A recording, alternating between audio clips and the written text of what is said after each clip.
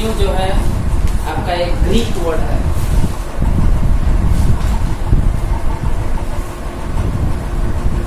यानी आप यहाँ पर लिख लेंगे नियो का मतलब होता है न्यू।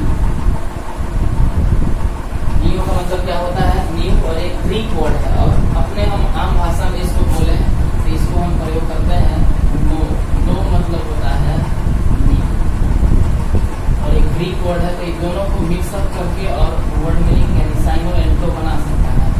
इसीलिए हम लोग नियो का मतलब न्यू और नो का मतलब न्यू, दोनों का मतलब। जैसे आप लोग एक शब्द देखे होंगे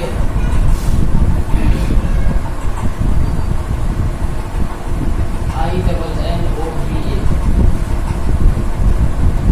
ठीक है। बस इस शब्द को देखिए, नो मतलब हो गया आपका न्यू, और इन मतलब हो गया इनसाइड। इन मतलब हो गया इनसाइड। इसका मतलब हो गया जो अंदर से बिल्कुल नया हो, अंदर से बिल्कुल नया हो, उसको हम इनोवा बोलते हैं। एक गाड़ी का नाम है इनोवा, ठीक है। इसलिए इस गाड़ी का नाम रखा है कि अंदर से वो न्यू ही रहता है, नया ही रहता है मतलब। और न्यू एक ग्रीक वर्ड है, और इस नो का हम लोग प्रयोग करते हैं न्यू के लिए ही। तो ये आपका आम बोल सकते हैं। अब देखिए इस शब्दों को हम लोग एनालिसिस करके और तोड़ के और इसका मीनिंग निकालेंगे। जैसे यहाँ हो गया नियो। नियो मतलब क्या हो गया? न्यू। नियो मतलब क्या हो गया? न्यू। और लिथिक मतलब होता है स्टोन। लिथिक मतलब होता है स्टोन, ठीक है। तो आपका हो जाएगा यहाँ पर स्टोन।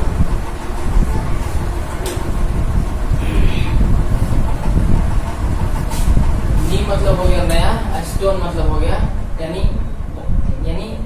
नया पत्थर। जैसे हम लोग पत्थरों को नया रूप से प्रयोग कब किए? जब पूरा पाषाण काल आया। पूरा पाषाण काल ना, पूरा पाषाण काल की नौ पाषाण काल, नौ पाषाण काल। नौ पाषाण काल में हम लोग पत्थरों का नया उपयोग किया। जैसे पत्थरों से हम लोग कुल्हाड़ी बनाए, पत्थरों से कोई अलग अलग प्रकार के हथियार बनाए। इस तरह से पत्थरों का हम लोग नया प्रयोग किए। इसी को बोलते हैं न्यू स्टोन एज। उसको स्टोन एज कहा जाता है। स्टोन एज क्यों कहा जाता है? क्योंकि वहां पर हम लोग पत्थरों को नया तरीका से प्रयोग किए। कभी हथियार के रूप में, किसी कुल्हाड़ी के रूप में, तो कभी अलग अलग हथियार बना के, बर्छी, हारपून बना के अलग अलग प्रकार से प्रयोग किया गया पत्थरों का। उसी को हम लोग बोलते हैं न्यू स्टोन एज, यानी नौ पाषाण काल उसको कहा जाता है। दूसरा देखें नियो। नियो का मतलब तो पता ही है। और नेट मतलब होता है बॉर्न। बॉर्न, तो यहाँ देखें इसका मतलब हो गया न्यू, और इसका मतलब हो गया बॉर्न, यानी न्यू बॉर्न। नियो नेट उसको कहते हैं जिसका नया नया जन्म हुआ, उसी को बोलते हैं। जैसे नया नया किसी बच्चे का जन्म होता है उसको बोलते हैं नियोनेट, यानी न्यू बॉर्न बेबी को हम लोग बोलते हैं नियोनेट।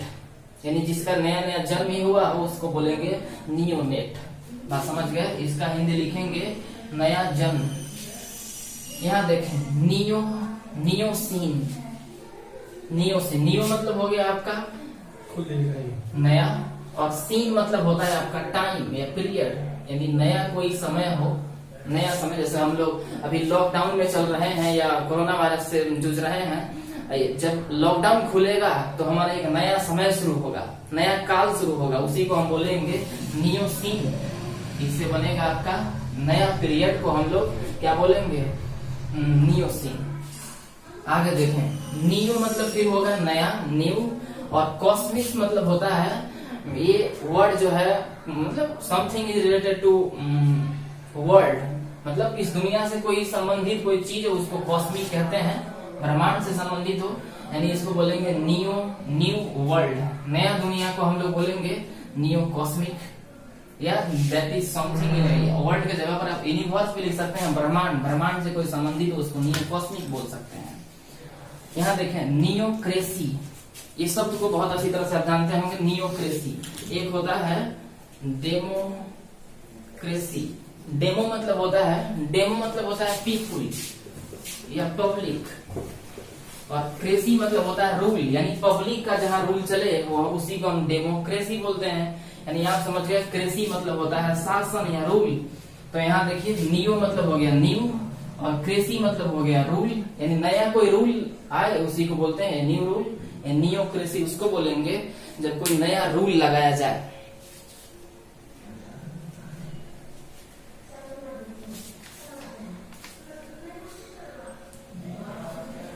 बात समझ गए। अब देखिए अगला न्यू, न्यू मतलब हो जाएगा न्यू, और इसको देखिए ये किससे बना है, ये जेनेटिक्स से बना है। जीन, जीन समझते हैं ना, इसको हम लोग भली भांति आप पढ़े होंगे, विज्ञान में पढ़े होंगे, ठीक है। जीन मतलब होता है ये आपका उत्पादन से संबंधित है, मतलब बर्न से संबंधित है, ठीक है। तो न्यू मतलब हो गया आपका नया, और जीन मतलब हो गया वो जीन, और सिसिस मतलब होता है सिस्टम, सिस मतलब होता है सिस्टम, यानी the process of new production, यानी कोई प्रक्रिया जो नया प्रोडक्शन से संबंधित है उसी को बोलते हैं न्यू जेनेसिस, ठीक है। इसको देखें नियो, और इसको बोलते हैं ग्रेमेरियन। अब देखिए IAN बहुत अच्छा शब्द है, जब इस शब्द के अंत में IAN जुड़ जाए तो उसका मतलब होता है पर्सन। जैसे हम लोग बोलते हैं IITN, तो IITN मतलब IIT, और उसमें IAN लग गया मतलब समझ में आ गया कि कोई व्यक्ति जो है IIT से संबंधित है, उसी को हम बोलते हैं IITN। तो यहीं पर हो गया ग्रेमेरियन मतलब हो गया a person who is expert in,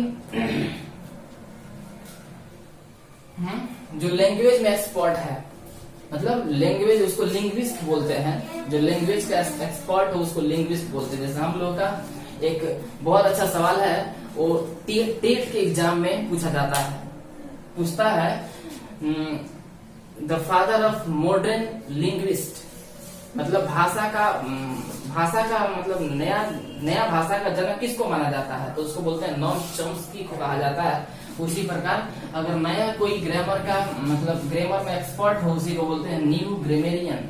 उस व्यक्ति को बोलते हैं a new person who is expert in language, जो लैंग्वेज में एक्सपर्ट हो उसी को बोलते हैं न्यू ग्रामेरियन। आगे देखें नियो डॉक्सी, डॉक्स बहुत अच्छा शब्द है, डॉक्स DOX, डॉक्स मतलब होता है टीचिंग, डॉक्स मतलब क्या होता है टीचिंग, और नियो मतलब होता है नया, यानी नया कोई नया टीचिंग आ जाए। जैसे अभी नया टीचिंग ही आया, हम लोग ऑफलाइन से ऑनलाइन में चले आए हैं, एक टीचिंग का नया प्रक्रिया है, इसी को बोलते हैं नियोडॉक्सी। एंड डॉक्स मतलब हो गया टीचिंग। एक इसी से रिलेटेड शब्द है पैराडॉक्स, पारा मतलब होता है बियॉन्ड, बियॉन्ड मतलब आउट ऑफ माइंड, और डॉक्स मतलब होता है टीचिंग, मतलब ऐसा टीचिंग जो आउट ऑफ माइंड हो। बहुत सारे बच्चे, हम लोग भी ऑनलाइन क्लास करा रहे, बहुत सारे बच्चे कमेंट कर रहे हैं कि सर समझ में नहीं आ रहा है। देखिए ऑनलाइन टीचिंग का प्रक्रिया आप स्क्रीन पर बिल्कुल ध्यान लगाए रखें और अपने हेडफोन कानों में लगाए रखें, उसके बाद देखें, अच्छी तरह से देखें, समझ में नहीं तो दोबारा देखें, 2 बार नहीं तो 3 बार देखें, ठीक है। तो समझने का प्रयास करें। तो पारा मतलब हो गया बियॉन्ड, और डॉक्स मतलब हो गया टीचिंग, मतलब ऐसा टीचिंग जो बियॉन्ड हो, आउट ऑफ माइंड हो। और इसी से एक शब्द आउट ऑफ माइंड, देखिए मतलब होता है विपरीत शब्द, पढ़ाई हो उसके विपरीत कुछ प्रयोग किया जाए शब्दों का, ठीक है, उसी को हम बोलते हैं पैराडॉक्स। इससे जैसे आप लोग, जैसे हम कहें बहुत से शब्द प्रयोग होता है पैराडॉक्स के रूप में, जैसे कहा जाए द ऑपरेशन इज सक्सेसफुल और द पेशेंट इज डेड, मतलब ऑपरेशन सक्सेसफुल भी हो गया और जो पेशेंट था वो मर भी गया। अब देखिए सक्सेसफुल भी हो गया और पेशेंट मर भी गया, यही तो आपका क्या है पैराडॉक्स है, मतलब काम भी कर दी और फिर उसके विपरीत प्रभाव भी पड़ गया। जैसे कबीर दास तो बहुत बोलते थे पैराडॉक्स बहुत बोलते थे, जैसे उनका जो भी दुहाई होती थी, नहीं कहते हैं उनकी दुहाई बहुत गुड होती थी, समझने में बड़ी मुश्किल होता था। जैसे एक मेरे पास है उनका बरसे कंबल भींगे पानी, उन्हीं का एक दोहा है, बरसे कंबल, कैसे कंबल बरसेगा पानी कैसे भींगेगा। तो ये पैराडॉक्स हुआ, मतलब ऐसा टीचिंग जो बिल्कुल आउट ऑफ माइंड हो, समझने में थोड़ा ज्यादा दिक्कत हो। यहाँ देखें इसको बोलते हैं नियोन, नियोन मतलब होता है न्यू। अब देखिए नियोन कहाँ प्रयोग किया जाता है, नियोन ऐसा बहुत सारा शब्द है, नियोन प्रयोग किया जाता है। मान लीजिए हमने कहा ये सब, ये जैसे ये आपको दिखा रहे हैं हम, देखिए ये कौन सा रंग है, ये कौन सा रंग है, तो बहुत सारे लोग कहेंगे ये ग्रीन है, ग्रीन कह सकते हैं इसको, लेकिन ये कोई नया रंग है, इसी रंग को हम नियोन कहते हैं, इसी रंग को हम क्या कहते हैं नियोन कहते हैं। मतलब किसी रंग में ऐसा कोई केमिकल मिला के उसमें चमक डाल दिया जाए, ब्राइटनेस डाल दिया जाए कि उसका रंग ही बदल जाए, उसी को बोलते हैं नियोन। जैसे बहुत सारे लोग, जैसे बहुत आ गया है अलग, जैसे जूते होते हैं, बहुत सारे जूते होते हैं नियोन कलर होता है उनका। नियोन कलर मतलब वो काला ही है लेकिन उसमें ऐसा केमिकल मिक्स कर दिया गया है कि उसमें एक अलग प्रकार की ब्राइटनेस आ गई है, उसी को हम नियोन कहते हैं। देखो ना पॉइंट, अच्छी तरह समझिएगा। या हम आपको बताते हैं, या मान लीजिए नेल पॉलिश भी आ रहा है, देखते हैं आप पॉलिश, अगर ऐसे कोई पॉलिश हो जिसमें कोई ब्राइटनेस नहीं ना हो तो कोई खरीदेगा ही नहीं। इसीलिए पॉलिश वाला ने क्या किया है, उसमें एक अलग प्रकार का केमिकल मिला दिया है ताकि उसमें ब्राइटनेस आ जाए। तो इसीलिए उस पॉलिश का नाम हो गया है नियोन पॉलिश। ठीक है, बाजारों में कॉस्मेटिक्स जो भी यूज करते हैं, ठीक है, या बहुत सारे हम लोगों को देखे हैं, जैसे एक आप लिक्विड प्रयोग करते हैं जो ओठों पे लगाने के लिए, ठीक है, तो उसमें भी बहुत एक केमिकल मिक्स किया जाता है जिसमें से चमक आने लगती है, बहुत सारे लोग लगाते हैं। ठीक है, अब देखिए इसको देखें, 10 नंबर को बोलेंगे नियोलॉजी। नियो मतलब होता है न्यू, लॉजी मतलब होता है स्टडी, यानी किसी नया चीज का स्टडी किया जाए, उसी को the study of new things. ठीक है, द स्टडी ऑफ न्यू, किसी न्यू वस्तु का या किसी न्यू विषय वस्तु का अध्ययन किया जाए, उसी को हम नियोलॉजी कहते हैं। बात समझ गया? तो इसको आप ध्यान से नोट कीजिए, और जब भी किसी शब्द के अंत में नियो दिखाई दे उसका मतलब आप समझ जाइएगा कि क्या कह रहा है, कि नियो मतलब न्यू। बात समझ गया ना? और इसमें कोई भी दिक्कत हो आप हमारे नीचे, जैसे आप YouTube के नीचे जाइएगा तो डिस्क्रिप्शन में आपको दिया गया है टेलीग्राम चैनल। अगर कहीं भी आपको कोई दिक्कत हो रहा है उस टेलीग्राम चैनल पर लिख कर और भेजें। ठीक है, अगर आप ज्वाइन नहीं है टेलीग्राम पर तो आप कॉल करके आप टेलीग्राम पर जुड़ जाएं, और इन शब्दों में कोई भी परेशानी हो या क्लास में कोई भी परेशानी हो आप पूछें कि सर हमको ये बात समझ में नहीं आया। बात समझ गया ना?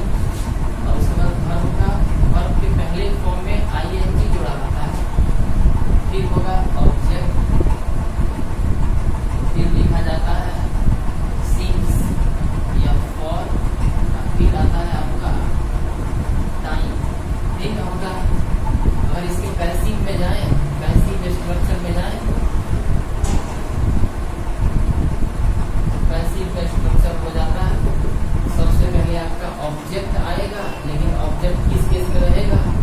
सब्जेक्टिव केस में। उसके बाद लिखा जाएगा हैज या हैव। अब देखें यहाँ पर बीन है तो बीन को रखना ही पड़ेगा। फिर यहाँ पर के आईएनजी फॉर्म को पूरा करने के लिए क्या रखा जाता है? Been been. और उसके बाद देखा जाएगा वर्ब का तीसरा रूप, उसके बाद सुटेबल प्रीपोजिशन, और उसके बाद क्या आएगा? आपका सब्जेक्टिव केस। लेकिन सब्जेक्ट आएगा लेकिन रहेगा किसमें? ऑब्जेक्टिव केस में। समझ गए? ध्यान से आप देखिए कि इसमें बीन का ही दो रूप है, बीन का ही दो रूप है। देखिए बीन और बीन। अगर एक सेंटेंस में किसी वर्ब का दो रूप लग जाए, दो रूप लग जाए तो सेंटेंस सही नहीं होता है, यानी ये पैसिव फॉर्म इसका नहीं होता। इसी कारण बीन और बीन लग जाने के कारण इसका पैसिव वॉइस नहीं बनता है। यानी ध्यान रखें कि प्रेजेंट परफेक्ट कंटीन्यूअस का पैसिव वॉइस बहुत कम रेयर बनता है। ठीक है, इसी कारण नहीं बनता है, बीन और बीन दोनों ऊपर आ जाने का। ठीक है, तो इसका पैसिव नहीं होता है। आप देखेंगे अगले टेंस में हम लोग चलेंगे तो अगला टेंस मिलेगा आपका पास्ट टेंस का simple past tense. Simple past tense अगर एक्टिव स्ट्रक्चर देखें तो एक्टिव स्ट्रक्चर हो जाएगा। सबसे पहले आएगा आपका सब्जेक्ट। सबसे पहले क्या आएगा? सब्जेक्ट आएगा। तो यहाँ लिखेंगे सबसे पहले सब्जेक्ट, उसके बाद आएगा वर्ब का दूसरा, उसके बाद आएगा आपका ऑब्जेक्ट। ये हो गया आपका एक्टिव। अब पैसिव में जाएंगे तो पैसिव स्ट्रक्चर आपका तैयार होगा। सबसे पहले आपका आएगा ऑब्जेक्ट, लेकिन ऑब्जेक्ट किस केस में रहेगा? सब्जेक्टिव केस में। उसके बाद लगेगा V2 है तो क्या लगेगा? वाज या वेयर लगेगा। उसके बाद होगा V3 सुटेबल प्रीपोजिशन। उसके बाद हो जाएगा आपका सब्जेक्ट, लेकिन सब्जेक्ट किस केस में होगा? Objective case. ये हो गया सिंपल पास्ट का। अगर एग्जाम्पल देखें, नीचे दिखाई दे रहा है ना, एग्जाम्पल देखें तो हो जाएगा आपका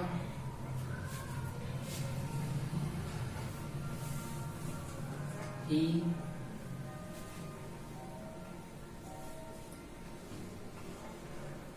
न्यू मी। वह मुझे जानता था। He knew me, subject plus V2 plus subject. इसका पैसिव बनाए तो सबसे पहले आ जाएगा आई के साथ क्या लगेगा? वाज।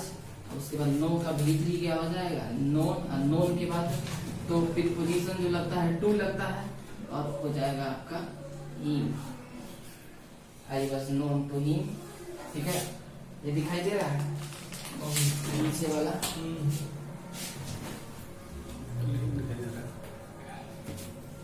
चलिए आगे बढ़ते हैं। अब इसका निगेटिव में जाएंगे। सिंपल पास्ट का निगेटिव बनाएंगे।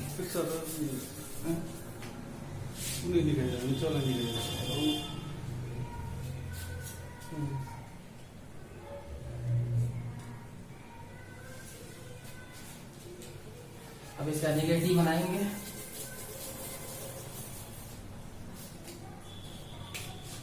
तो निगेटिव हो जाएगा, अगर निगेटिव का एग्जाम्पल लें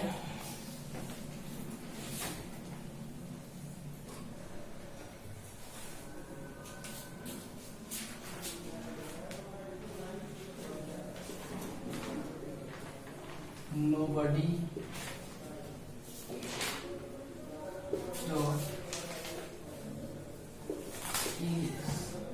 निगेटिव हो गया, ये निगेटिव वर्ड हो गया। तो सबसे पहले आपका आएगा क्या?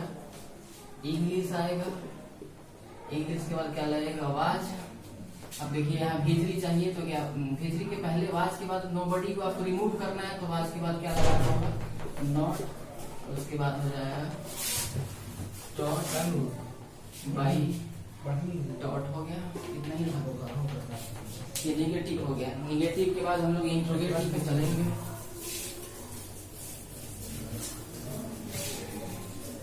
इंट्रोगेटिव में आपका दो होता है, एक होता है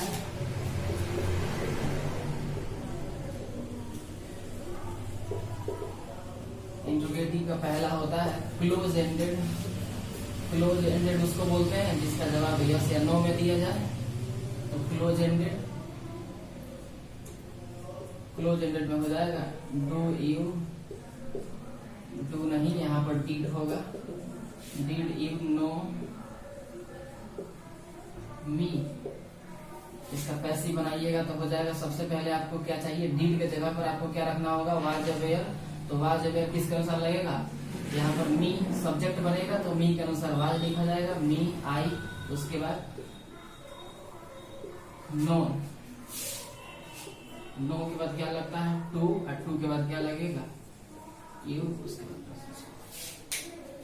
आगे देखें, क्लोज एंडेड के बाद आता है ओपन एंडेड। ओपन एंडेड जानते हैं जिसका जवाब खुले रूप से दिया जा सके, जैसे बी नंबर में हो जाएगा ओपन एंडेड। ओपन एंडेड के एग्जाम्पल अगर ले तो हो जाएगा why did you teach English. तो इसका बनेगा सबसे पहले वाई का क्या रहेगा, वाई ही रहेगा, और डिड के जगह पर क्या लगेगा वाज अवेयर। तो यहाँ इंग्लिश आएगा तो इंग्लिश के अनुसार वाज ही लगाया जाएगा, और उसके बाद लिखा जाएगा इंग्लिश। उसका भीतरी चाहिए आपको, तो टीच का भीतरी क्या होता है टॉट, और उसके बाद हो जाएगा बाई और यू। आशा करते हैं कि आपको समझ में आया होगा। समझ में नहीं आया है तो बता रहे हैं आपको, आप टेलीग्राम पर या कहीं भी आपको जो भी समझ में नहीं आया, टेलीग्राम पर तो डिस्क्रिप्शन में दिया गया लिंक, जाकर टेलीग्राम ज्वाइन करें और आप उसमें जो भी समझ में नहीं आया उसको फोटो खींचकर या लिख कर भेजें, उसका सॉल्यूशन किया जाएगा। ठीक है, और फिर जहां तक हो सके वीडियो को शेयर करें, ठीक है, लाइक करें और सब्सक्राइब भी करें ताकि आपको नोटिफिकेशन मिले। ठीक है, और अगल बगल आपके जो भी हो जो नहीं पढ़ते थे हमारे ऑफलाइन बैचेज में वो भी देखें इसको। ठीक है, क्योंकि ऐसा वॉइस विस्तार से अभी शुरू से पढ़ा रहे हैं। वीडियो का समझ में नहीं आ रहा है तो 2 बार 3 बार 4 बार देखें। ठीक है, अगर आप भीड़ भाड़ में हल्ला में ही देखेंगे तो कैसे समझ में आएगा। बहुत सारे लोग कह रहे हैं कि वीडियो समझ में नहीं आ रहा है। ठीक है, उनके लिए यही कहूंगा कि जो ऑफलाइन क्लास में नहीं पढ़ रहे हैं, जो अलग है वो भी समझ जा रहे हैं, लेकिन आप लोग कैसे नहीं समझ पा रहे हैं। आप लोग सोच रहे हैं कि अब सर घरे आके पढ़ाए, हमारा सर तो मोबाइल में और बगली में तो चल ही गए, अब घरों में आके पढ़ाए तो कैसे होगा। ठीक है, टेक केयर। ठीक है, घर पे रहें और ध्यान रखें अपना।